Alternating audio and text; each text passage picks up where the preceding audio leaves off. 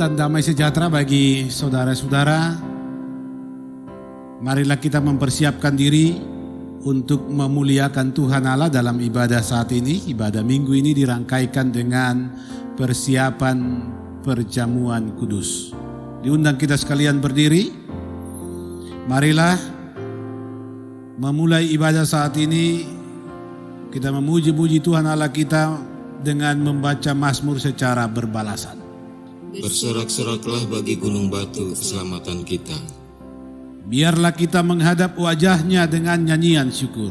Bersorak-sorak baginya dengan nyanyian Mazmur. Sebab Tuhan adalah Allah yang besar dan Raja yang besar mengatasi segala Allah. Masuklah, marilah kita sujud menyembah. Berlutut di hadapan Tuhan yang menjadikan kita. Sebab dialah Allah kita. Dan kitalah umat gembalaannya dan kawanan domba tuntunan tangannya. Kita nyanyikan Kidung Jemaat nomor 13, Allah Bapa Tuhan.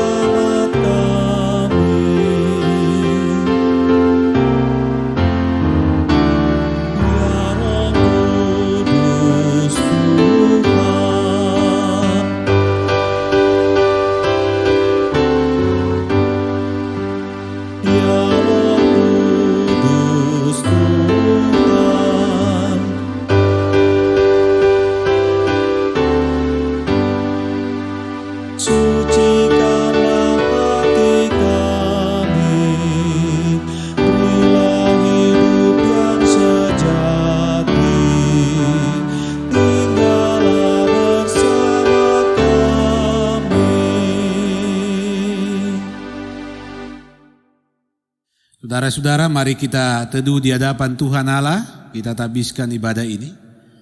Ibadah saat ini ditabiskan dalam nama Bapa, Anak, dan Roh Kudus. Amin. Salam dari semua orang kudus kepada kamu.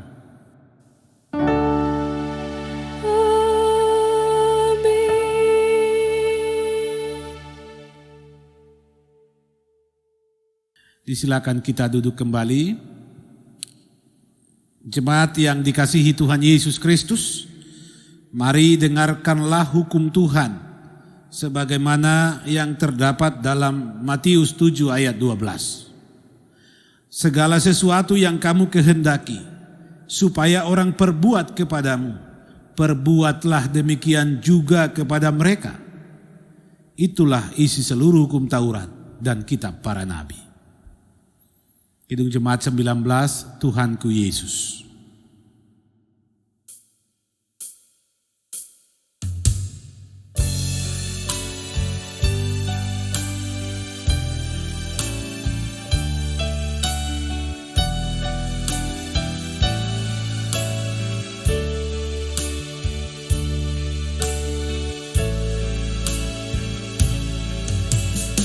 Tuhanku Yesus, Raja alam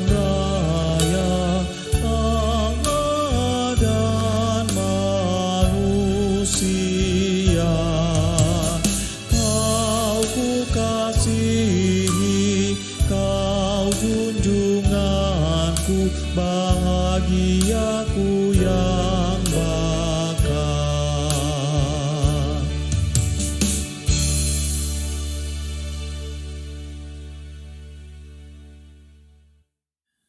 Jemaat Tuhan, bila kita diperhadapkan dengan hukum Tuhan yang dibacakan tadi, nyatalah bahwa banyak perbuatan kita yang bertentangan dengan hukum Tuhan itu. Karena itu, menyadari pelanggaran itu, marilah kita merendahkan diri, mengaku dosa kita kepada Tuhan Allah. Mari kita sampaikan pengakuan dosa ini dalam doa secara bersama-sama. Ya Allah yang Maha Kuasa dan Maha Kasih, kami sudah sesat seperti domba dan masing-masing mencari jalannya sendiri-sendiri. Kami sering mengikuti hawa nafsu kami sendiri dan tidak dengar-dengaran akan panggilan-Mu. Kami banyak kali tidak melakukan apa yang seharusnya kami kerjakan, malah kami berbuat apa yang dilarang oleh-Mu. Dalam diri kami tidak ada lagi kemampuan untuk sembuh dari dosa-dosa kami. Ya Allah Bapa pengasih, kami mohon dengan kerendahan hati, kasihanilah dan ampunilah kami yang bertobat seturut perjanjian-Mu di dalam Yesus Kristus Tuhan kami. Demi Yesus Kristus pula ya Bapa yang rahmani, berilah anugerah kepada kami dalam tuntunan Roh Kudus-Mu, agar kami boleh hidup dalam dunia ini dengan sabar, adil, lagi saleh, sambil menyongsong hari kedatangan-Mu dalam kemuliaan langit dan bumi yang baru. Amin. Kidung Jemaat 33, suaramu kudengar.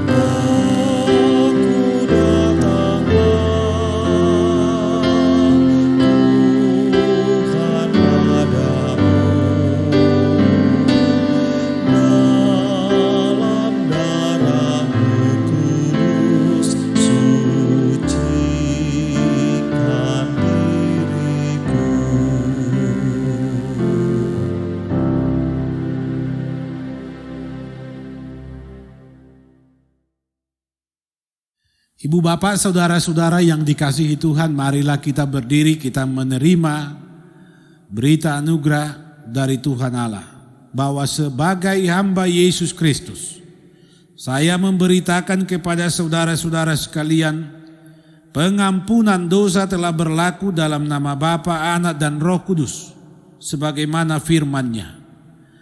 Aku menulis kepada kamu, hai anak-anak, sebab dosamu telah diampuni oleh karena namanya. 1 Yohanes 2 ayat 12.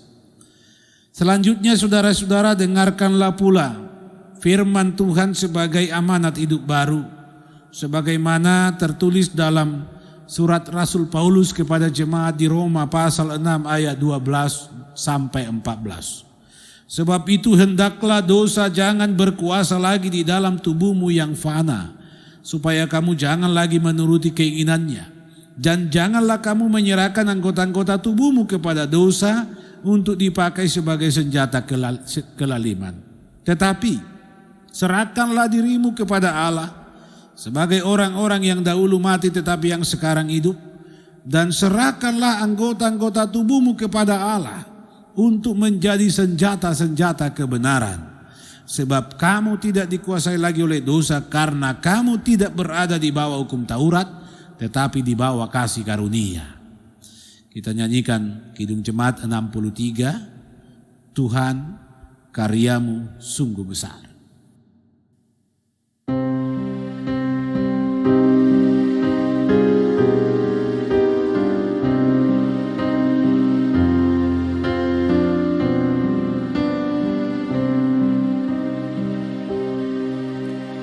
Tuhan karyamu sungguh besar, yang halik semesta. Bintang dan bulan, surya terang, gunung lembah yang tinggi rendah, laut yang dalam, sungai kecil, ciptaan firman-Mu.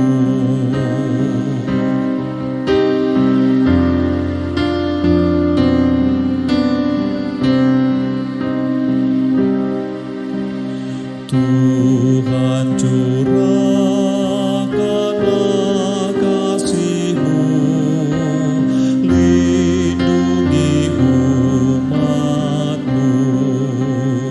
Biarlah Roh-Mu tinggal serta dan memberi kami hidup kekal.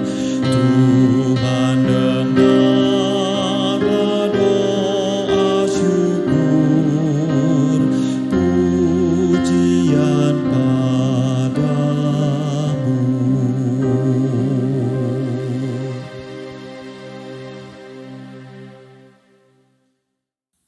Jemaat Tuhan, disilakan kita duduk kembali.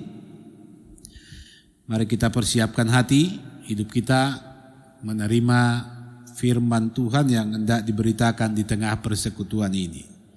Untuk itu mari kita berdoa. Ya Tuhan Allah, Bapa kami di dalam Yesus Kristus, di persekutuan ini firman-Mu hendak diberitakan. Kami mohon kepadamu, urapilah kami dengan kuasa Roh-Mu, agar hati, pikiran serta hidup kami dibaharui untuk menerima firman-Mu dan dilayakkan. Berkatilah kami dengan firman-Mu saat ini, di dalam Yesus Kristus firman yang hidup. Amin. Saudara-saudara yang dikasihi Tuhan Yesus Kristus, tersedia bacaan Alkitab bagi kita sekalian dalam ibadah ini menurut Injil Lukas. Lukas pasal 7 ayat 36 sampai dengan ayatnya yang ke-50. Firman Tuhan berbunyi seperti ini. Seorang Farisi mengundang Yesus untuk datang makan di rumahnya. Yesus datang ke rumah orang Farisi itu lalu duduk makan. Di kota itu ada seorang perempuan yang terkenal sebagai seorang berdosa. Ketika perempuan itu mendengar bahwa Yesus sedang makan di rumah orang Farisi itu, datanglah ia membawa sebuah buli-buli pualam berisi minyak wangi. Sambil menangis, ia pergi berdiri di belakang Yesus dekat kakinya. Lalu membasahi kakinya itu dengan air matanya dan menyekanya dengan rambutnya. Kemudian ia mencium kakinya dan meminyakinya dengan minyak wangi itu. Ketika orang Farisi yang mengundang Yesus melihat hal itu, ia berkata dalam hatinya, jika ia ini nabi, tentu ia tahu siapakah dan orang apakah perempuan yang menjamahnya ini. Tentu ia tahu bahwa perempuan itu adalah seorang berdosa. Lalu Yesus berkata kepadanya, Simon, ada yang hendak kukatakan kepadamu. Sahut Simon, katakanlah guru. Ada 2 orang yang berhutang kepada seorang pelepas uang.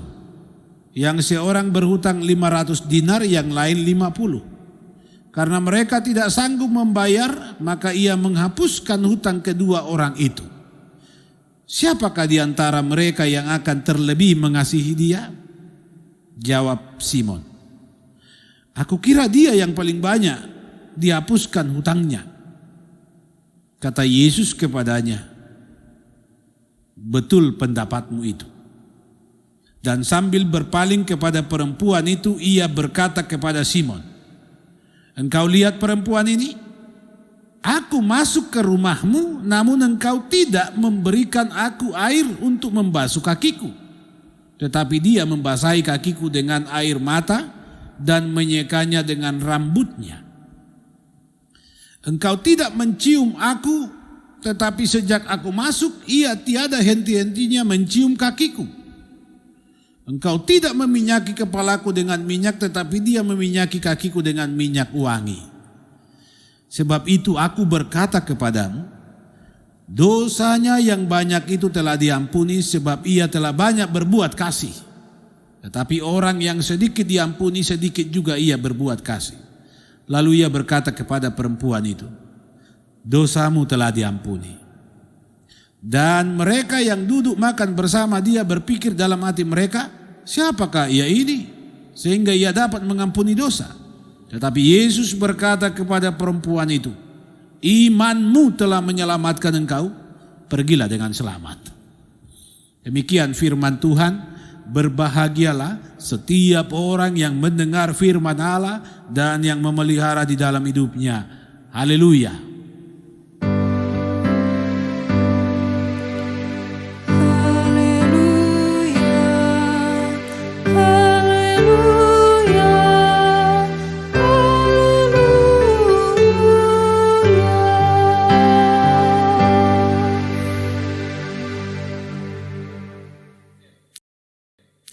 Saudara-saudaraku yang dikasihi oleh Tuhan Yesus Kristus, kesaksian Alkitab hari ini menjadi bacaan kita tentu bukan lagi kesaksian yang asing bagi kita, terutama ketika di sana dikisahkan bagaimana Yesus berjumpa dalam kebersamaan di tengah perbedaan, baik dengan orang Yahudi, baik dengan orang Farisi, juga baik dengan seorang perempuan yang terkenal berdosa. Yesus hadir di mana-mana. Yesus tidak memilih-milih orang. Ketika Yesus diundang, dia datang.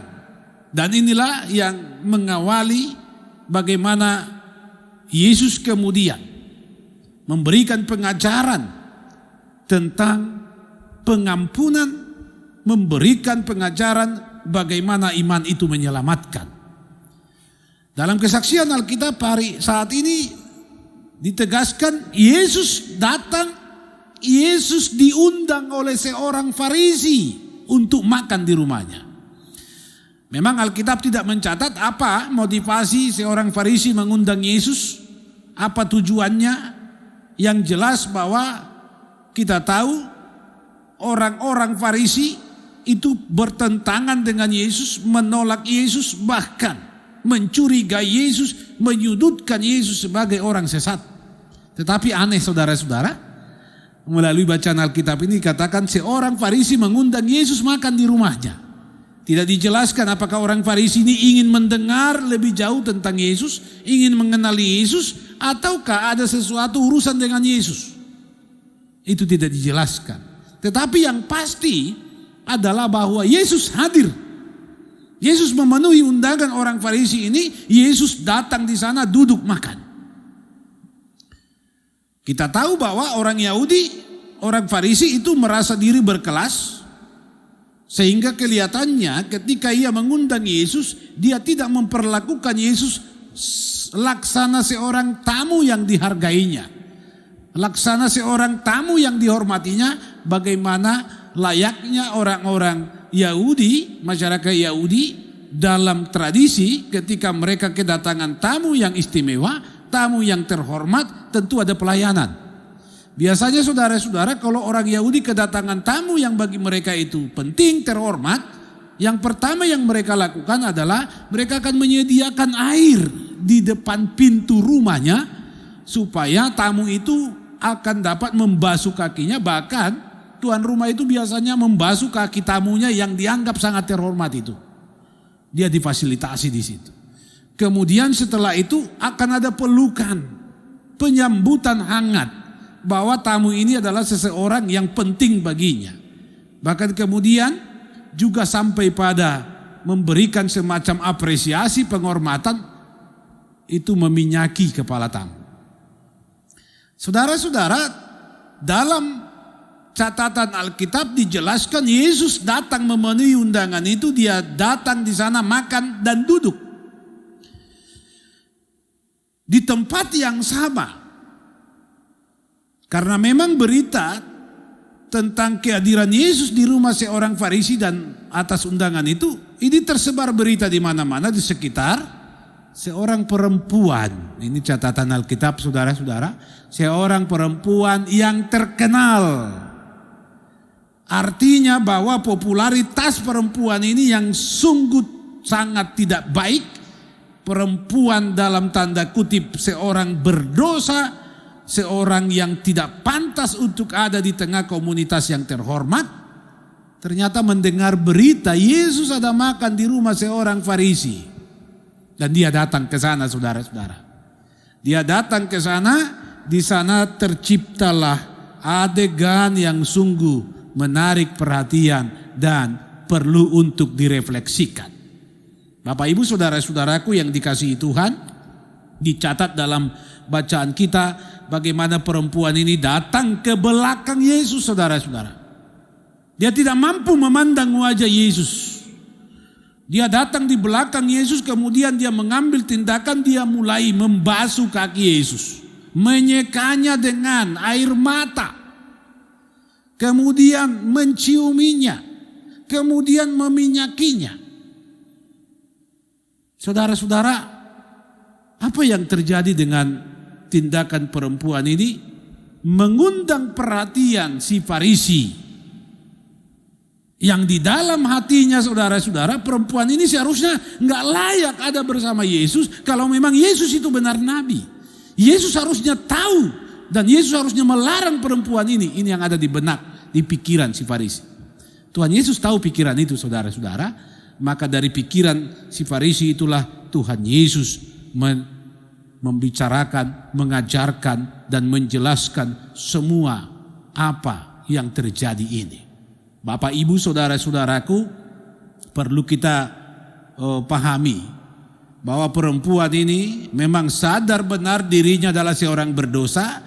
Dia sadar benar dia tidak layak di hadapan Tuhan Allah, maka dia mengambil posisi pergi ke belakang Yesus, menyeka kaki Yesus, tidak di hadapan Yesus, tidak menyeka meminyaki kepala Yesus, tidak menciumi Yesus dan memeluk Yesus. Dia tahu dia tidak layak, dia berdosa. Dia melakukan tindakan penyesalan yang luar biasa dalam wujud perbuatan dan tindakan kasih. Dia menyeka dengan air mata. Apakah air matanya sungguh banyak sehingga dia bisa membasuh kaki Yesus dengan air matanya? Saudara-saudara, dalam sumber yang lain, dalam catatan tradisi orang-orang Yahudi, orang ini kayaknya perempuan ini adalah seorang yang sering mengalami duka cita. Sepertinya perempuan ini tidak dicatat, dia ini adalah seorang perempuan yang hidup sendirian. Bahkan dalam tradisi Yahudi ada tradisi yang berlaku, seorang janda, saudara-saudara, biasanya akan menyediakan satu tempayan atau botol. Terus di mana ada duka cita, Di mana ada linangan air mata, biasanya perempuan ini hadir di sana. Dan linangan air mata dalam suasana sedih dimanapun itu biasanya disimpan di botol. Itu semacam tabungan kepedihan. Semakin banyak isi botol itu dengan air mata membuktikan semakin beratnya pergumulan hidup, kesedihan yang dialami. Ini sepertinya yang berlaku. Perempuan ini membasuh, menyeka kaki Yesus dengan air matanya. Ini sesuatu yang ia telah kumpulkan sangat lama. Ada minyak wangi dibawa di buli-buli. Ini juga saudara-saudara bukan barang yang murah. Ini mahal harganya. Dan dia bawa itu ketika dia tahu Yesus ada di rumah seorang Farisi. Tapi apa yang terjadi saudara-saudara? Orang Farisi dalam hatinya tidak setuju, kemudian meragukan benar bahwa Yesus bukan nabi. Buktinya dia mengizinkan perempuan itu melakukan semua itu seakan-akan Tuhan Yesus tidak tahu latar belakangnya. Tapi sayang saudara-saudara, Yesus tahu semuanya dan kemudian disitulah terjadi percakapan dengan Farisi. Dia katakan, Yesus menggunakan perumpamaan tentang perihal orang yang berhutang. Ada yang berhutang saudara-saudara 500 dinar, ada yang berhutang 50, dan keduanya ini ketika mereka tidak mampu membayarnya, melunasinya, dihapuskan oleh sang yang punya uang. Muncul pertanyaan, siapakah yang paling diuntungkan? Siapakah yang paling senang dengan tindakan penghapusan ini? Si orang Farisi katakan, ya jelas yang banyak utangnya. Dan ternyata saudara-saudara, maksud Yesus dengan perumpamaan ini adalah menunjuk pada pengampunan atas perempuan yang sungguh banyak dosanya itu. Dan respon dari pengampunan itu adanya tindakan yang bersyukur. Tindakan yang meluapkan sukacita, yang menyatakan pengorbanan. Saudara-saudaraku yang dikasihi Tuhan. Lalu kemudian bagaimana Yesus memberi pernyataan bahwa perempuan itu telah menerima kasih karunia, yaitu pengampunan. Iman perempuan itu menyelamatkan dia. Iman itu dinyatakan di dalam penyesalannya. Ketika dia mendengar Yesus datang, dia datang. Kemudian dia melakukan tindakan yang luar biasa itu, yang dimana ada pengorbanan, tidak memperhitungkan harga dirinya. Kemudian di dalam penyesalan dia melakukannya di belakang Yesus. Dan Yesus tahu semua ini adalah ungkapan penyesalan di dalam kasih yang sungguh tulus dan ikhlas. Saudara-saudaraku yang dikasihi Tuhan Yesus Kristus. Si orang Farisi ini sepertinya memang menganggap dirinya orang yang tidak punya dosa. Dia memandang perempuan itu, dia mempertimbangkan kenabian Yesus, kemudian dia tidak sadar bahwa dia juga adalah orang berdosa. Bapak ibu saudara-saudaraku yang dikasihi oleh Tuhan Yesus Kristus. Yesus membandingkan tindakan perempuan itu dengan si orang Farisi. Walaupun orang Farisi mengundang Yesus, ternyata undangan ini saudara-saudara mengundang pertanyaan kita. Apa motivasi si Farisi mengundang Yesus? Hanyakah untuk makan di rumahnya? Kalau untuk makan, barangkali Yesus juga tidak akan datang. Tetapi yang pasti saudara-saudara, ketika dia mengundang Yesus, Yesus seakan-akan bukanlah sosok yang perlu dihormati, yang perlu dilayani, yang perlu diberi penghargaan. Tradisi yang berlaku pada umum waktu itu, seharusnya ketika seseorang mengundang, ketika tuan rumah mengundang seseorang yang berharga, yang terhormat baginya, dia akan menunjukkan penghormatan itu. Sekali lagi seperti tadi, ada air pembasuhan kaki di depan pintu rumah. Orang itu akan didekap, dipeluk dengan ciuman sebagai tanda sambutan hangat dan sukacita. Bahkan ada penganugerahan diminyaki kepalanya sebagai bentuk penghormatan yang luar biasa terhadap tamunya. Farisi tidak melakukan itu kepada Yesus. Sehingga dia katakan, perempuan ini membasuh kakiku dengan air matanya, dengan menyekanya dengan rambutnya. Engkau tidak menyediakan air pembasuhan bagi kakiku. Perempuan ini menciumi kakiku, engkau tidak memeluk aku dan mencium aku. Perempuan ini meminyaki kakiku, engkau tidak meminyaki kepalaku. Bahwa di sini ada perbedaan yang sungguh luar biasa. Perempuan yang berdosa itu sungguh-sungguh mendapat tempat di hati Tuhan Yesus. Dia melakukan perbuatan kasih yang sungguh luar biasa besar. Bapak, Ibu, saudara-saudara, kita perlu merenungkan ini dalam perjalanan hidup kita yang mengaku sebagai orang percaya, yang hidup dalam perjumpaan dengan orang-orang lain di sekitar kita yang juga mengklaim dan menyatakan diri orang beriman. Sehingga kemudian kita perlu mengambil sikap bagaimana kita menghindari pola pandang, cara pandang si Farisi ini. Bagaimana kemudian kita bersikap ketika kita mau mengundang Tuhan Yesus dalam kehidupan kita, mengundang Tuhan Yesus di rumah kita, apa yang kita harus lakukan. Saudara-saudara, firman Tuhan hari ini mau mengajak kita untuk sadar. Yang pertama bahwa Tuhan Yesus membuka dirinya bagi siapapun juga yang mengundang dia. Dia akan datang. Tetapi perlu bagi kita untuk mempertimbangkan dengan matang, meluruskan dengan benar. Untuk apa? Dengan cara bagaimana kita mengundang dia. Apa motivasinya? Kalau untuk membenarkan dirimu bahwa engkau tidak berdosa, orang lain betul berdosa, saudara-saudara, berhenti. Orang Farisi melakukan itu. Yang kedua, kita ditantang untuk merenungkan kehidupan kita dalam memandang kehidupan orang lain.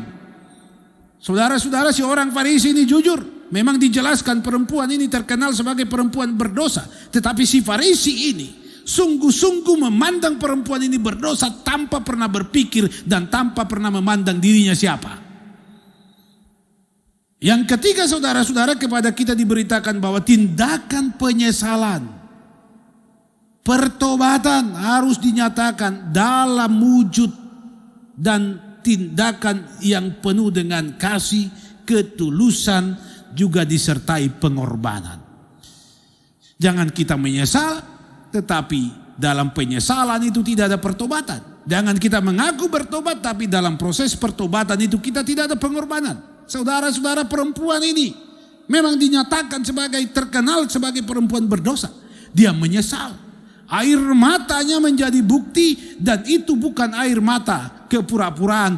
Dia menggunakannya menyekah, membersihkan kaki Yesus. Perempuan ini datang bertobat, tersungkur di kaki Yesus dengan kesadaran yang penuh. Dia tidak layak untuk memandang Yesus. Dia ada di tempat rendah, di kaki Yesus.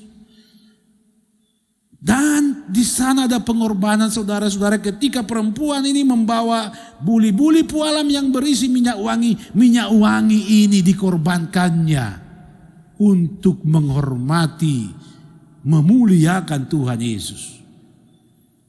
Yang terakhir, saudara-saudara, melalui firman Tuhan ini, siapapun kita mesti mendasari semua tindakan dan perbuatan kita dengan iman yang benar. Sekali lagi, semua perbuatan kita didasari dengan iman yang benar, sebab iman akan menyelamatkan kita. Saudara-saudaraku yang dikasihi Tuhan Yesus Kristus, saat ini kita diarahkan untuk merenungkan kehidupan kita masing-masing. Cara pandang kita, motivasi kita mengundang Tuhan di dalam hidup, tujuan kita, tindakan penyesalan kita, kesadaran kita, kemudian pertobatan dan pengorbanan kita. Kita setelah menerima anugerah Allah melalui tubuh dan darahnya. Dan hari ini di ibadah ini, saudara-saudara, kita akan mendengar undangan bagaimana kita dipersiapkan untuk memenuhi panggilan Tuhan dalam perjamuan kudus yang akan dilaksanakan di minggu depan. Karena itu mari kita periksa diri kita. Mari saudara-saudara, kita diingatkan oleh Yesus Imanmu menyelamatkan engkau. Tuhan memberkati. Amin. Kita nyanyikan pujian Kidung Jemaat 342. Keluar dari kaum.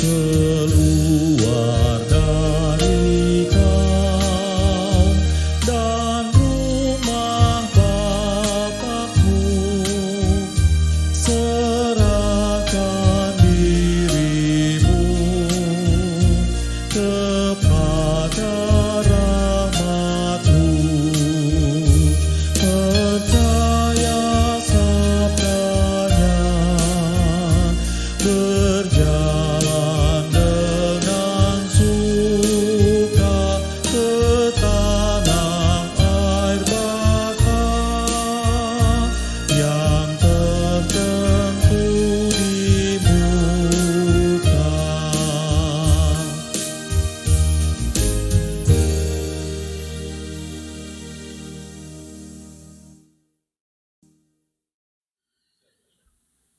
Marilah kita berdiri, kita ikrarkan pengakuan iman Kristen yang suci secara bersama-sama dan kita ikrarkan menurut pengakuan iman Kristen versi pengakuan iman Rasuli.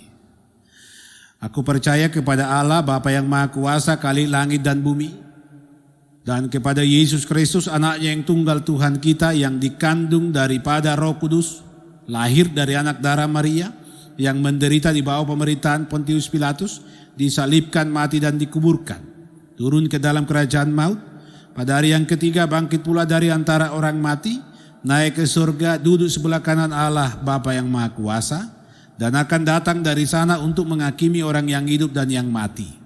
Aku percaya kepada Roh Kudus, gereja yang kudus dan persekutuan orang kudus, pengampunan dosa, kebangkitan daging, dan hidup yang kekal. Amin. Disilakan kita duduk kembali.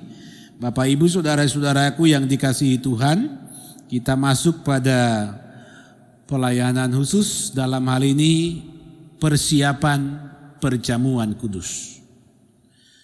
Mari kita dengarkan pengajaran tentang perjamuan kudus. Pada hari Minggu tanggal 10 Oktober 2021 akan dilaksanakan perjamuan kudus.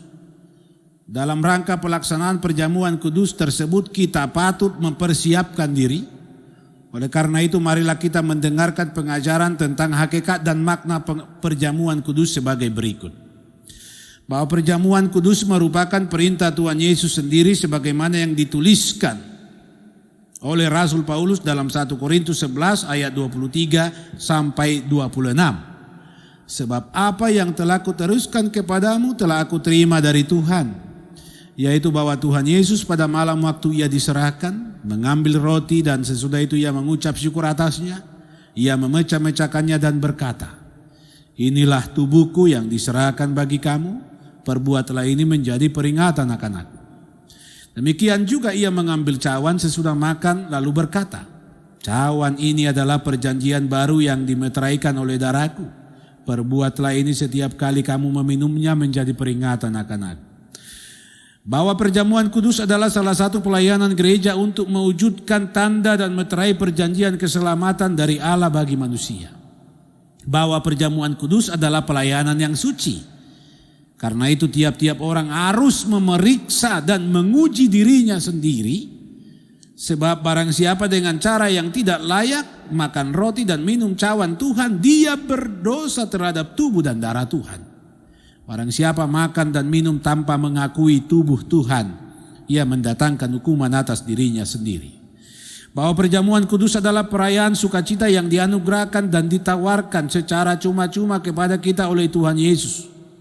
Melalui perjamuan kudus, Juru Selamat mengundang kita untuk duduk sehidangan dan makan dan minum dengan Dia. bahwa perjamuan kudus adalah perjamuan kasih yang mengarahkan kita kepada persekutuan dengan Allah dan sesama manusia. Karena itu jika kamu berkumpul untuk makan, nantikanlah olehmu seorang akan yang lain. Kita nyanyikan Kidung Jemaat 358, semua yang letih lesu.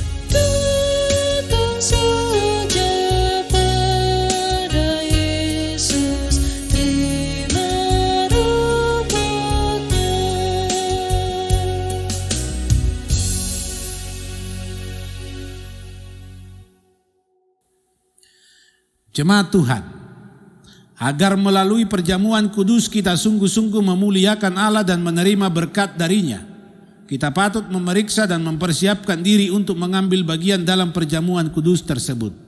Oleh karena itu, sebagai pelayan Yesus Kristus, saya mengundang anggota Sidi Jemaat yang bersedia dan mau mengambil bagian dalam perjamuan kudus tersebut untuk berdiri. Dengarlah dan jawablah pertanyaan-pertanyaan berikut ini. Apakah saudara-saudara sungguh-sungguh mengaku bertobat dari segala dosa dan pelanggaran?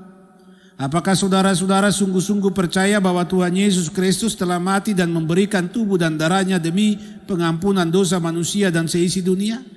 Apakah saudara-saudara dengan sungguh-sungguh serta tulus hati bertobat, membuang segala kebejatan, kedegilan, penyembahan berhala, kebencian, iri hati, perseteruan dan dengki, serta mau hidup dalam terang firman Allah, dalam kasih kepada Allah dan sesama manusia? Saudara-saudaraku, selaku pelayan Yesus Kristus, saya bertanya, apakah jawab saudara-saudara? Yang bersedia, katakan, iya, dengan segenap hatiku. Amin. Ya, dengan segenap hatiku. Amin.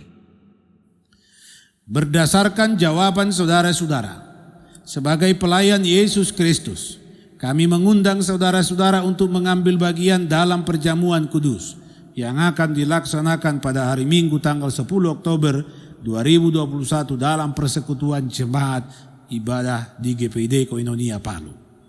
Kita nyanyikan pujian Kidung Jemaat 313. Hai, berdandanlah jiwaku.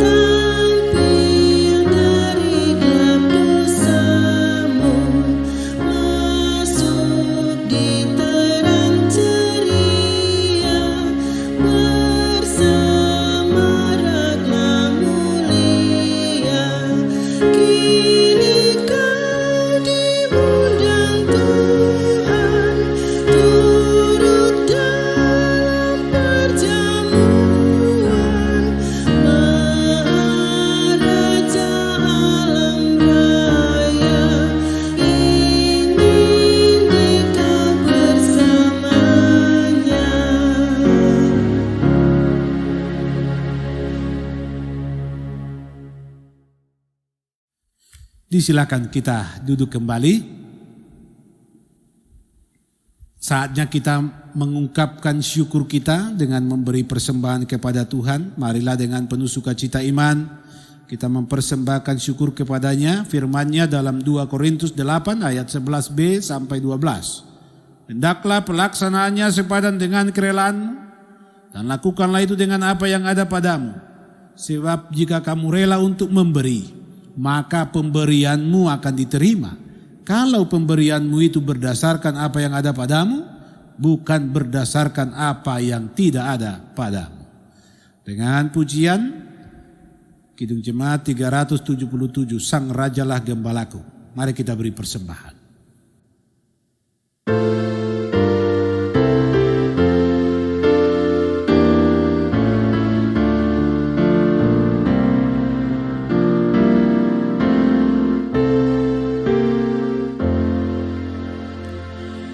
Sang Rajalah Gembalaku yang baik dan penyayang, tak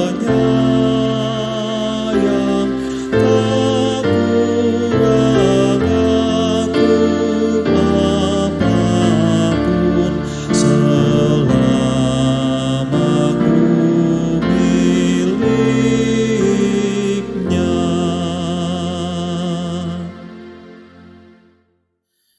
Jemaat Tuhan, marilah kita berdiri, kita menyerahkan persembahan kita kepada Tuhan. Kita berdoa. Ya Allah Bapa kami di dalam Yesus Kristus, dengan kerendahan hati, kami serahkan persembahan ini kepadamu. Engkau menguduskannya agar layak dipergunakan bagi pekerjaanmu di dunia ini. Berilah kami pengenalan yang terang akan segala anugerah-Mu, agar kami selalu bersyukur dan menyerahkan diri kami sebagai persembahan yang hidup kepadamu. Amin. Kita nyanyikan Kidung Jemaat 337, baitnya yang ke-6, Sang Rajalah Gembalaku.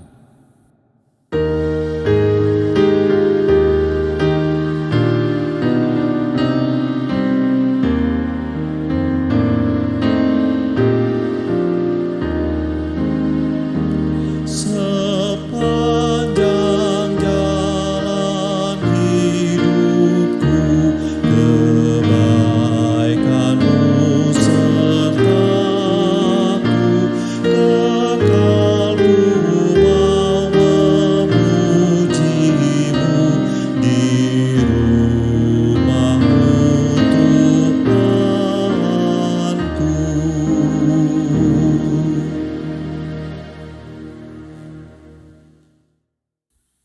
Jemaat Tuhan, disilakan kita duduk kembali.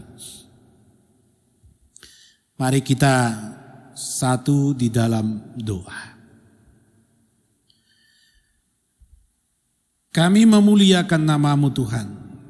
Kami bersyukur atas rahmat-Mu yang tak terhingga, kesetiaan-Mu yang kekal, yang menyapa kami di tengah persekutuan ibadah ini, yang memberkati kami melalui firman-Mu, yang menegaskan kembali kepada kami kasih-Mu yang ajaib di dalam pengampunan-Mu. Terima kasih Tuhan, firman-Mu menjadi bagian kami. Kami memohon Engkau menyempurnakan firman-Mu supaya sempurna di dalam dan melalui kehidupan kami, terpatri di hati sanubari kami menjadi suluh dan terang bagi langkah hidup kami.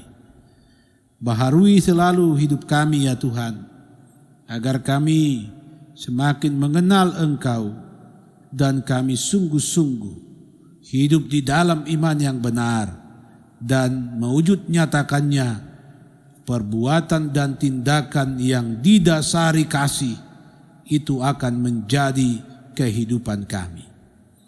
Terpuji Engkau Bapa Surgawi, Engkau yang menuntun kami di hari-hari hidup yang kami lewati, dan Engkau yang menganugerahkan kami hari-hari baru, bahkan di dalamnya kami boleh berkerinduan, berencana dan berpengharapan.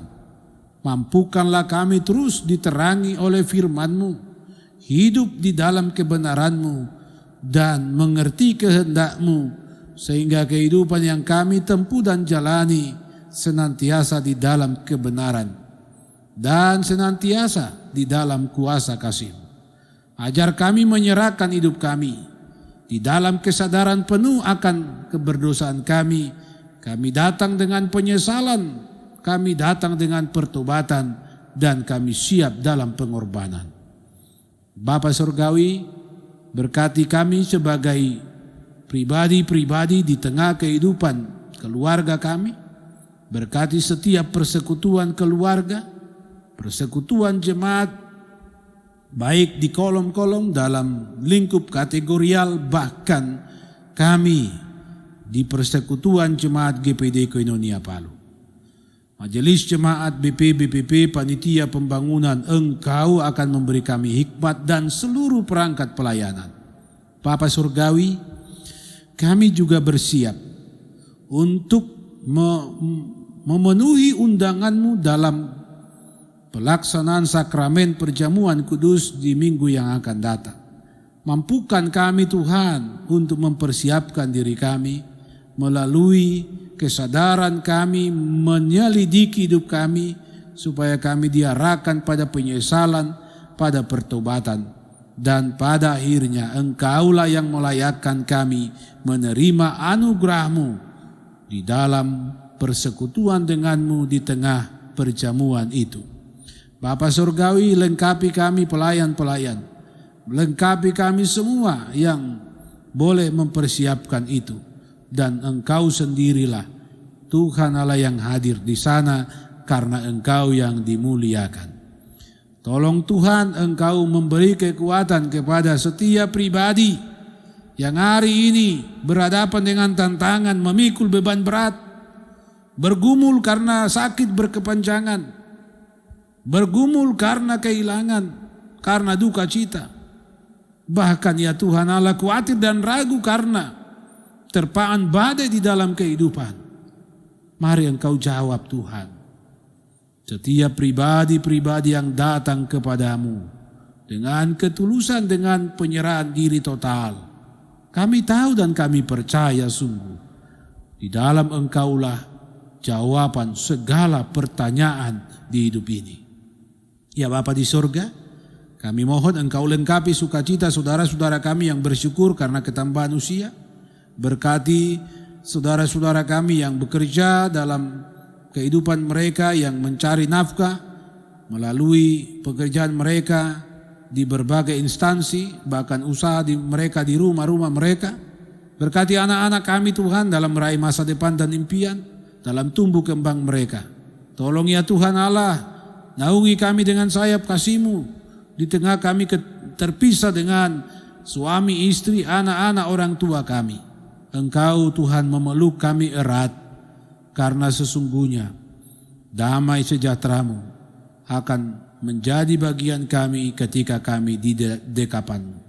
Bapa Surgawi, sempurnakan kami yang berdoa ini dan kuduskan kami, layakkan kami menerima anugerah-Mu. Mampukan kami, anugerahkan iman kepada kami agar keselamatan itu terus kami nikmati di hidup ini. Dalam nama Tuhan Yesus. Amin. Saudara-saudaraku, ibu bapak yang dikasihi Tuhan, marilah kita berdiri. Kita melakukan Kidung Jemaat 417, serahkan pada Tuhan.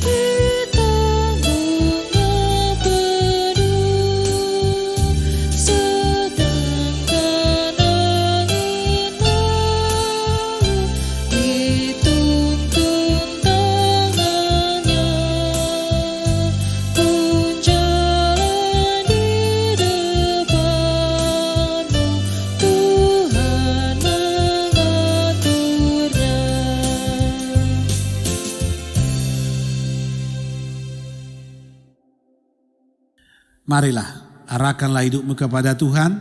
Saudara-saudara, terimalah berkat-Nya. Kasih karunia Tuhan Yesus Kristus dan kasih Allah dan persekutuan Roh Kudus menyertai kamu. Amin. Amin,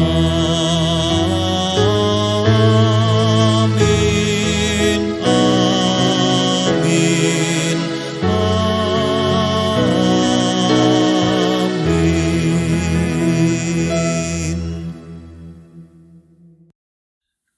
Disilakan kita duduk. Demikianlah ibadah kita saat ini. Dalam suasana saat teduh sejenak, marilah kita sampaikan doa pribadi lepas pribadi kita kepada Tuhan untuk mengakhiri rangkaian ibadah ini.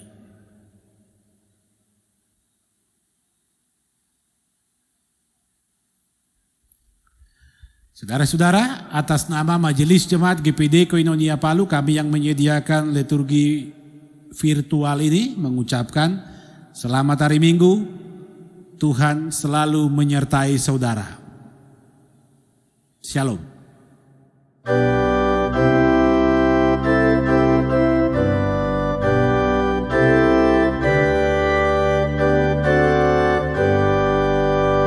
Ya Tuhan, tiap jam ku memerlukan-Mu. Engkaulah yang memberi